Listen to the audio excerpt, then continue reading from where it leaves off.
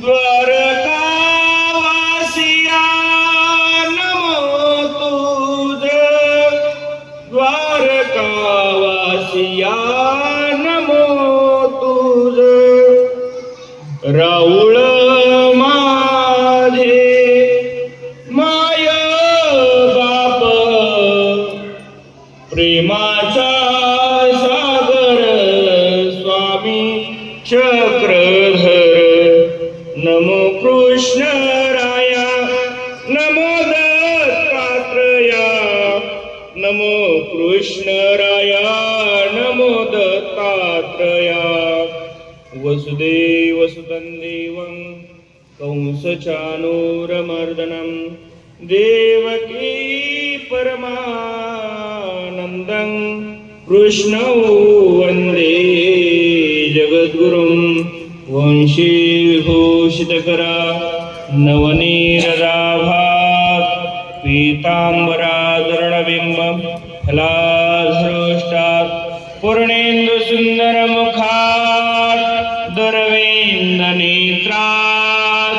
कृष्णात् परं किमपि तत्त्वम् अहं न जाने, अहं न जाने।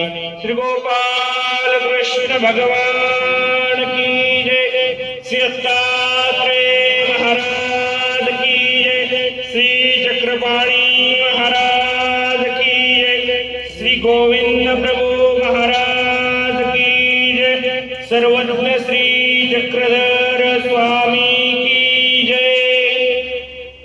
श्रीकृष्ण मंदिर वर्धापन, या वर्धापन दिनाच्या अनुषंगाने उपस्थित या धर्मपीठावर संपन्न होत असलेली धर्मसभा आणि या धर्मसभेचे अध्यक्ष शालेय शिष्टाचारकृत नामाभिधानाचार्य उपाध्याय आमनाय परमपूजनीय परमादरणीय श्रद्धेय महंत श्री धुळे निवासी श्री बाबाजी, बाबाजींचं जीवन इतकं निस्पृह आहे, आम्हाला वाढदिवस असल्याची चाहूल आम्हाला महिनाभर आधीच लागते की पुढच्या महिन्यात आमचा वाढदिवस आहे, कोणी कोणी स्टेटस टाकावं म्हणून आम्ही हिला सांगून ठेवू, तिला सांगून ठेवू, आमच्या मित्रांना सांगू। इथं बसल्यानंतर आदरणीय श्रद्धेय आमच्या बाबांनी उल्लेख केला, आज आदरणीय श्रद्धेय बाबाजींच्या देहाचा वाढदिवस आहे। बाबा आम्हाला विचारतात वाढदिवस कोणाचा आहे? इतकं निष्पृह व्यक्तिमत्व, स्वतःसाठी जगणं नाही, हे जगणं आहे ते समाजासाठी आहे आणि हीच खऱ्या संतत्वाची लक्षण आहे। खऱ्या अर्थाने या धर्मपीठावर उपस्थित आदरणीय श्रद्धेय व्याख्यान मार्तंड समाज प्रबोधनाच्या माध्यमातून, पदयात्रेच्या माध्यमातून, पायी पदयात्रा घडो आणि देह देवादारी पडो ह्या उक्तीने हे ध्येय घेऊन खऱ्या अर्थाने समाजामध्ये कार्यरत असणारे आमचे मार्गदर्शक आदरणीय श्रद्धेय परमपूजनीय परममहंत श्री अविराज बाबाजी, आदरणीय श्रद्धेय परमपूजनीय परममहंत श्री कन्नड निवासी श्री आदरणीय महंत श्री देवेगावकर बाबाजी, आदरणीय श्रद्धेय माझ्या पाठीशी नेहमी खंबीरपणे उभे असणारे आदरणीय श्रद्धेय परमपूजनीय परममहंत श्री सायराज बाबाजी, आदरणीय श्रद्धेय आमचे बंधू म्हणजे गादीच्या नात्याने आदरणीय श्रद्धेय परमपूजनीय कृष्ण बाबाजी, आदरणीय श्रद्धेय ज्येष्ठ बंधू आदरणीय श्रद्धेय उदरभरे बाबाजी, आदरणीय श्रद्धेय परमपूजनीय या ठिकाणी उपस्थित असलेले श्रीगोंदेकर बाबाजी आहेत, आदरणीय श्रद्धेय परमपूजनीय महंत श्री जयत्राज बाबाजी आहेत, आदरणीय श्रद्धेय मागच्या कार्यक्रमामध्ये नाव विसरलो होतो, यावेळेस विसरणार नाही, आदरणीय श्रद्धेय आमचे विनोद दादा, आदरणीय श्रद्धेय परमपूजनीय महंत श्री बांधकर बाबा, आदरणीय श्रद्धेय महंत श्री, आपलं नाव परिचित नसल्यामुळे, आणि आदरणीय श्रद्धेय परमपूजनीय भाविकराज बाबाजी गदाना, आदरणीय श्रद्धेय परमपूजनीय ज्या झाडाच्या सावलीमध्ये आम्ही वाढतोय, असे एक झाड असतं की त्या झाडाखाली बसावं आणि ते आपण उभं राहावं, म्हणून आमच्या संपूर्ण परिवाराचं वयोवृद्ध तपोवृद्ध ज्ञानवृद्ध आदरणीय श्रद्धेय ताई आदी सर्व उपस्थित संत महंत आणि ज्यांच्या माध्यमातून आपण सर्वजण या ठिकाणी एकत्रित झालेले आहात, असे आदरणीय श्रद्धेय परमपूजनीय श्री हंसराज दादाजी साळकर या मंदिराचे संचालक, परमपूजनीय बाबांच्या आग्रहास्तव आपण या ठिकाणी आलेलो आहे. माझे सुरुवातीचे 3 मिनिटं या ठिकाणी गेलेले आहेत.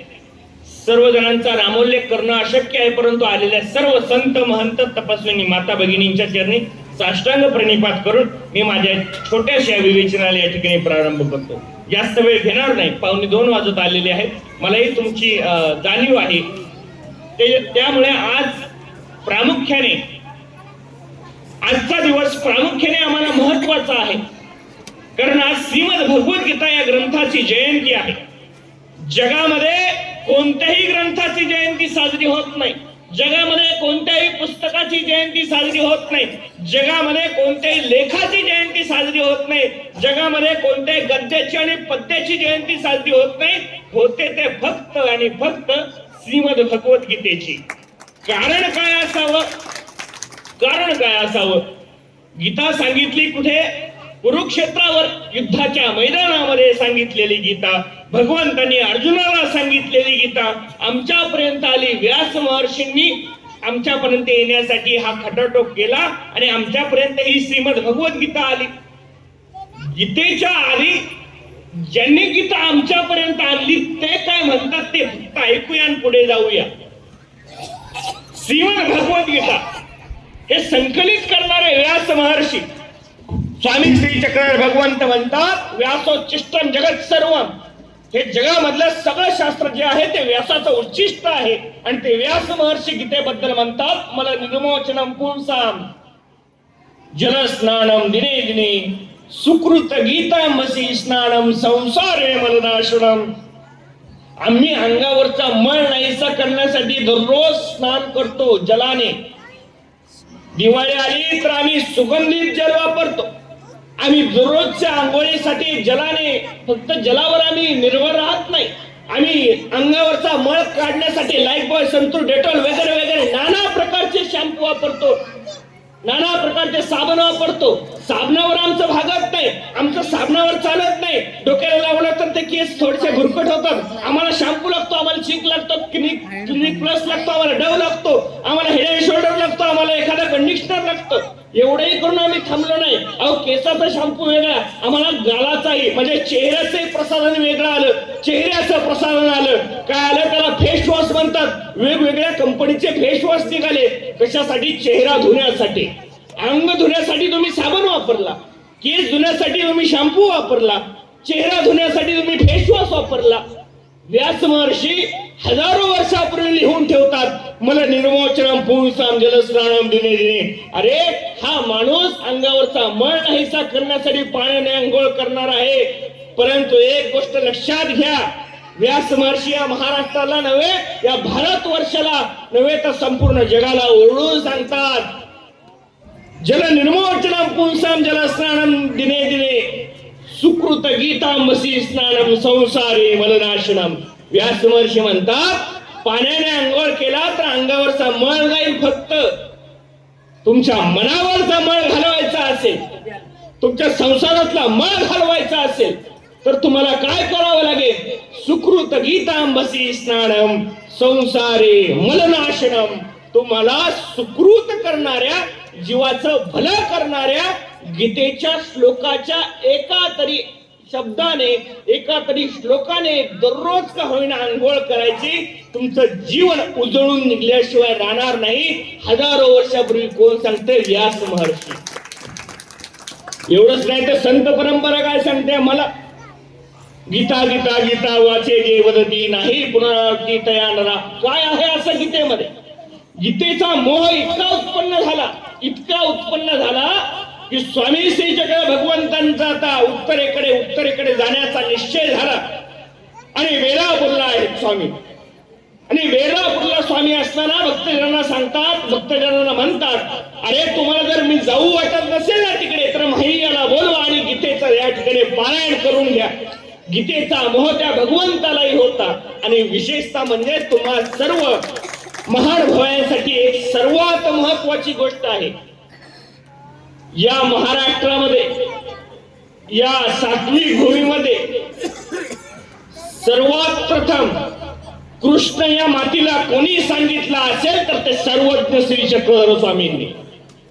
या स्वामींच्या आधी ह्या महाराष्ट्राच्या मातीला मराठीमध्ये कृष्ण कोणीच सांगितलं नाही, कोणीच सांगितलं नाही.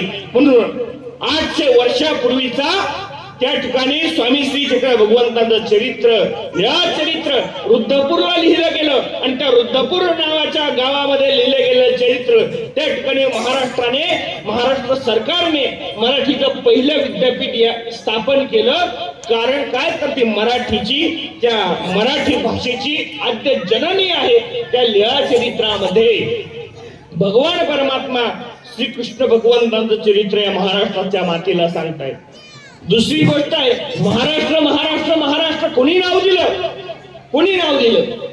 महंत राष्ट्र म्हणून महाराष्ट्र स्वामींच्या मुखातून नाव उल्लेख बाहेर पडला आणि आम्हाला खऱ्या अर्थाने महाराष्ट्र शब्दाची उकल झाली. महाराष्ट्र म्हणजे महंत राष्ट्र, त्याच्यासारखं श्रेष्ठ राष्ट्र कोणतंही नाही.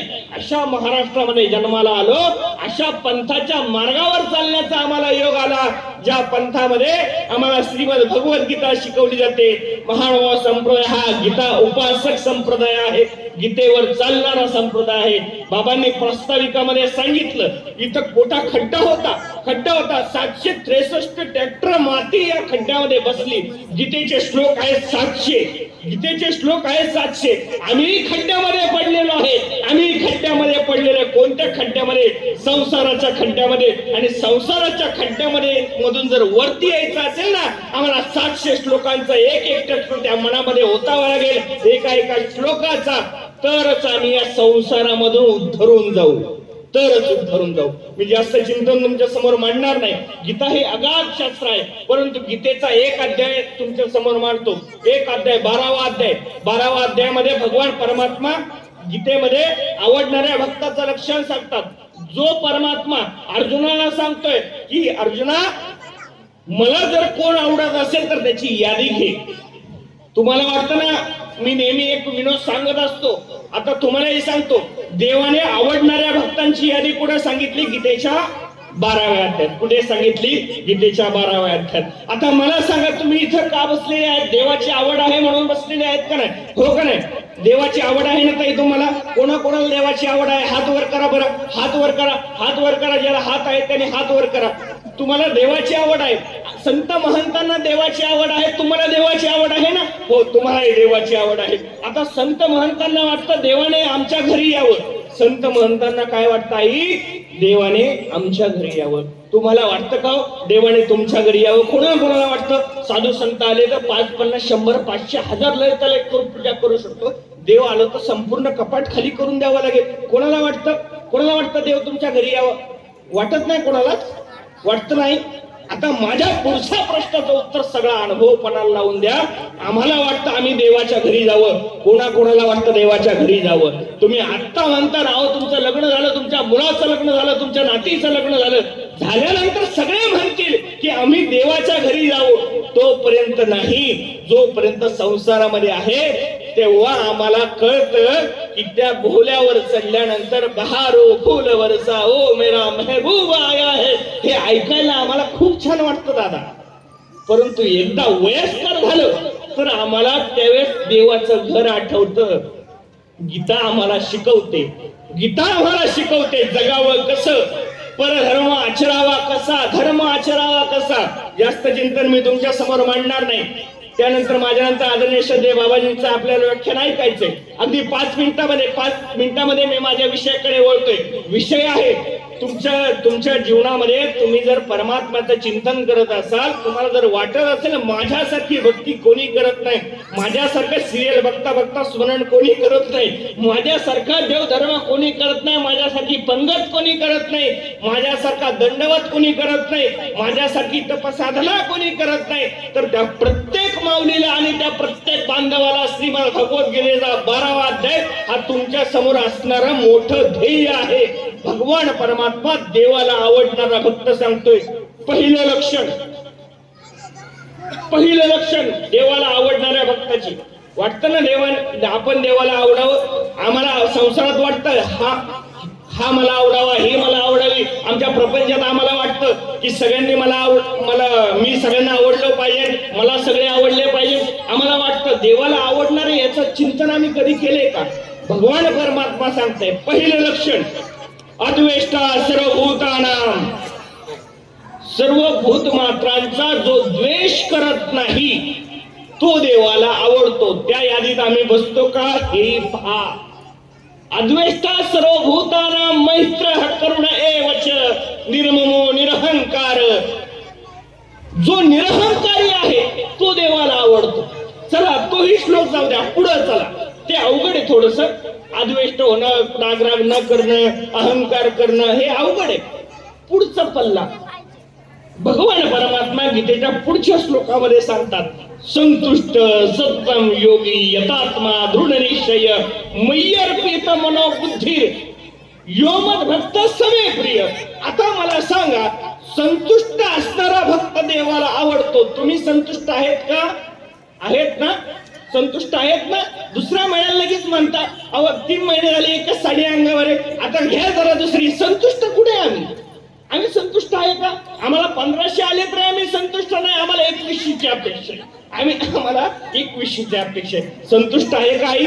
संसारामध्ये माणूस संतुष्ट नाही, संसारामध्ये संतुष्ट नाही. आम्हाला संतुष्ट जर झालो तर देवाला आवडणार आहे. स्वामी श्री चक्रधर भगवंत या संभाजीनगरच्या परिसरामध्ये वेरूळला आहे आणि वेरूळला गुंफेवरलं बाबा चरित्र असावं कदाचित. त्या ठिकाणी संन्यासी बसलेले आहेत आणि संन्यासाला स्वामी विचारतात महात्मे कसे आहात? असो सुखे संतोखे. भिक्षा केली का? केली सुखे संतोखे. प्रत्येक शब्दाला काय म्हणायचा तो संन्यासी? होय सुखे संतोखे. मी कसा आहे? संतोषाने आहे, सुखाने आहे. स्वामी म्हणतात तुमचं नाव संतोष म्हणावं का? संतोष नामकरण करून ठेवलं. तुम्ही कशा आहे? तर संतोष आहे. आम्हाला जर विचारलं कसं चाललंय, काय सांगू बाबा, आधीच एकतर बाबा गेले की पहिल्यांदा टेन्शन असतं. काय बाबा कोणतं कार्य काढतीच कराय ते आम्ही जायच्या आधीच आम्हाला सांगतात. काय सांगू बाबा यंदाची परिस्थिती, आम्ही संतोषी जीवन नाही. म्हणून भगवान परमात्मा गीतेच्या श्लोकामध्ये पहिलं दुसरं चिंतन मांडतात संतुष्ट सततम योगी.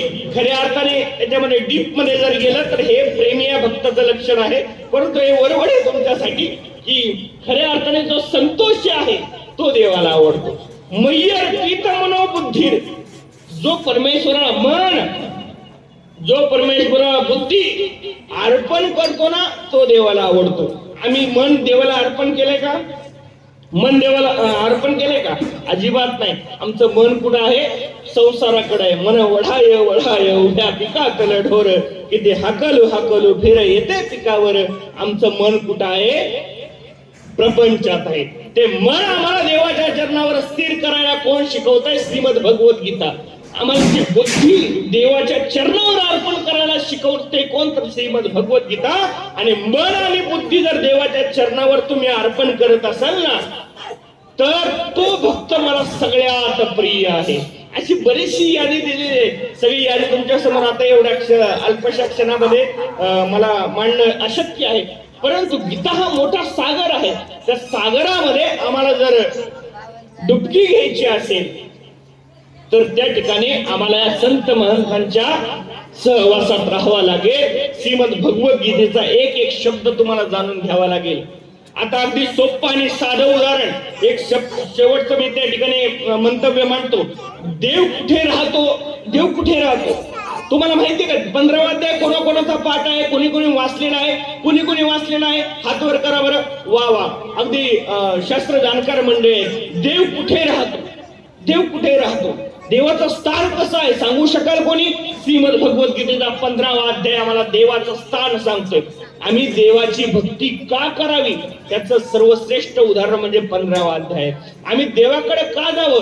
मी एक सहज, आजकाल व्हॉट्सअपचं युग आहे, इंस्टाचं युग आहे, ट्विटरचं युग आहे. त्या युगामध्ये एक वाक्य वाचलं दादा, देवाने जर देणं बंद केलं ना त्याच्या पायरीवर कोण साधारण माणूस सुद्धा त्या उभा राहणार नाही. तो देतोय म्हणून आपण त्याच्या दारात आहे.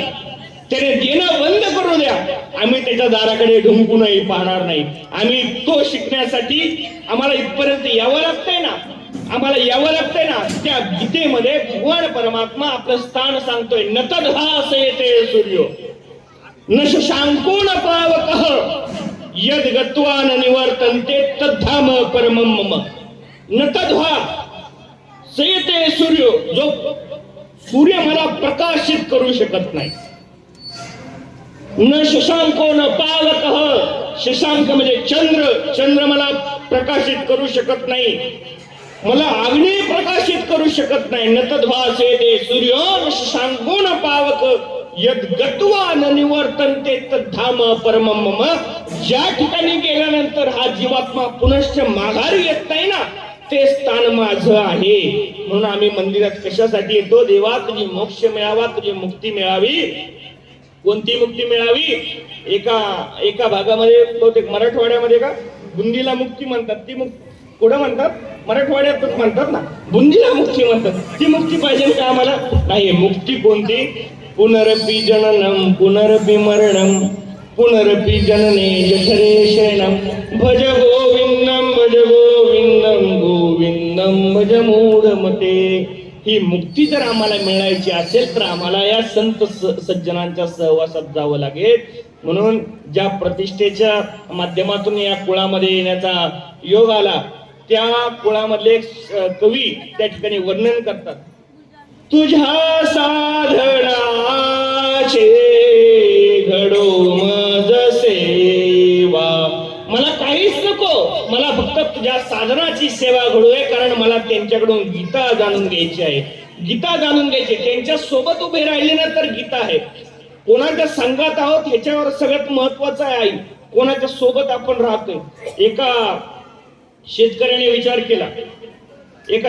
विचार केला की आता माझ्याकडे दूध दुभत भरपूर आहे, आता दुधाला बाजारभाव काही जास्त भेटत नाही, त्याचा आपण खवा करू. काय करू? खवा करायचा आणि त्याला काय बनवायचा? पेढा बनवायचा. आणि पेढा बनवून कुठं जायचं? बाजारात जायचं विकायला. आता नवखा माणूस त्याने पेढा बनवला, बाजारात विक्रीसाठी गेला. पण बाजारचा नियम आहे, प्रत्येक गोष्टीचा एक नियम असतो. तसा बाजारचाही नियम आहे. प्रत्येकाचा जागा फिक्स असतात. तुमच्या पोचले गेल्यावर कसं म्हणता तुम्ही, ही माझी जागा आहे, तशी त्या बाजारामध्ये प्रत्येकाची उभं राहण्याची जागा असते. तो शेतकऱ्याला त्या जागा कुठे भेटली नाही, तो बाजारच्या तोंडाला उभा राहिला आणि मोठ्याने लोकांना आवाहन करायचा, अहो खवा घ्या, खवा खूप गोड खवा, एकदा खाल परत याल. काय म्हणायचा? एकदा खाल परत याल.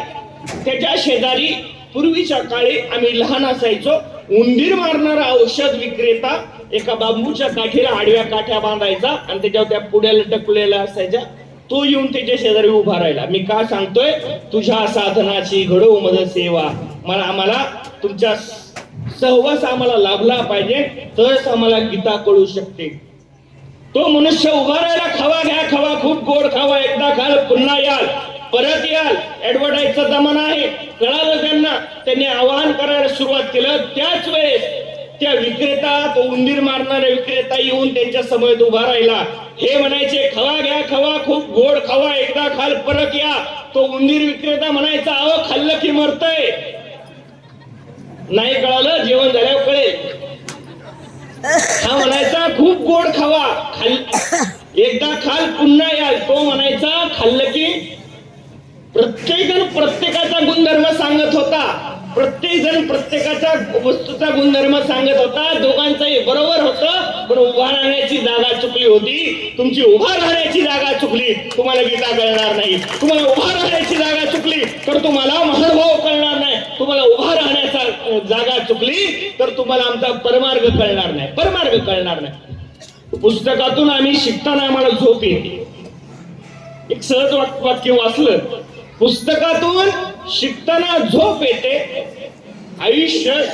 आयुष्यातून शिकताना झोप उडते. पुस्तकातून शिकताना झोप येते, परंतु आयुष्य शिकवतो ना त्यावेळेस झोप उडते. आमची जर झोप उडवायची नसेल ना, आम्हाला श्रीमद भगवद्गीतेचा आसरा घ्यावा लागेल. ती गीता आम्हाला सांगते, सर्व धर्मान परित्यज्य मामेकम शरणं व्रज अहं त्वा सर्व पापेभ्यो मोक्ष इच्छामि मा शुचः. भगवान परमात्मा सांगतात, सर्व धर्माचा त्याग कर. सर्व धर्म म्हणजे त्यावेळेस काय कोणते धर्म उदयात नव्हते, एकच धर्म आहे सत्य सनातन. त्यावेळेस मग सर्व धर्म कोणते सांगितले? इंद्रिय धर्म, मनोधर्म, तुमचे ग्राम धर्म, कुळ धर्म हे सगळे त्याच्या आणि माझ्या एकट्याला शरण या, त्याच वेळेस खऱ्या अर्थाने तुमचा उद्धार होऊ शकणार आहे. श्रीकृष्ण भगवंतांनी अर्जुनाला जी गीता सांगितली, ती गीता अर्जुनाला निमित्त करून आमच्या तुमच्यासाठी सांगितलेली आहे. आणि ती गीता जर आम्ही आत्मसात केली तरच खऱ्या अर्थाने आमच्या जीवनाचं भलं होणार आहे, सोनं होणार आहे. कारण ती गीता कशी आहे, सकल शास्त्र की स्वामिनी, श्रुतियों की रानी, जय भगवद गीते, दयामया दाखवणारी ती गीता आहे. ते प्रेम रस सुधा बरसावली मातू कृपा कीजे, गीता मातू कृपा कीजे, अशी कृपा करणारी ती गीता. आता गीता जयंतीच्या निमित्ताने आम्ही सर्वजण या ठिकाणी उपस्थित झालेलो आहे. एक गोष्ट मी आवाहन करेल तुम्हाला, तुमचा 40 लाखाचा बंगला असेल, 50 लाखाचा बंगला असेल, आजकाल 10-20 लाखाच्या बंगल्यामध्ये फ्लॅट मध्ये कोणी राहायला तयार होत नाही. 15 लाखाच्या 20 लाखाच्या पुढेच तो फ्लॅट असतो, तो बंगला असतो तुमच्या लाखोच्या घरामध्ये. तर जर आमची 100, 150, 200, 500 रुपयाची श्रीमद भगवद्गीता जर नसेल ना, तर ते घर नसून एक स्मशान आहे. कारण काय, ज्या घरामध्ये देवाच्या स्मृतीचं वास्तव्य नाही, ज्या घरामध्ये देवाच्या स्मृती बोलल्या जात नाही, त्या घरामध्ये धर्म त्या ठिकाणी येत नाही. दादा एक प्रसंग सांगतो, देवाला आवडणारे भक्त सांगितले तुम्हाला आणि न आवडणारे भक्तही सांगतो. आता नमाम दुष्कृतन मूढा प्रपद्यन्ते नराधमा,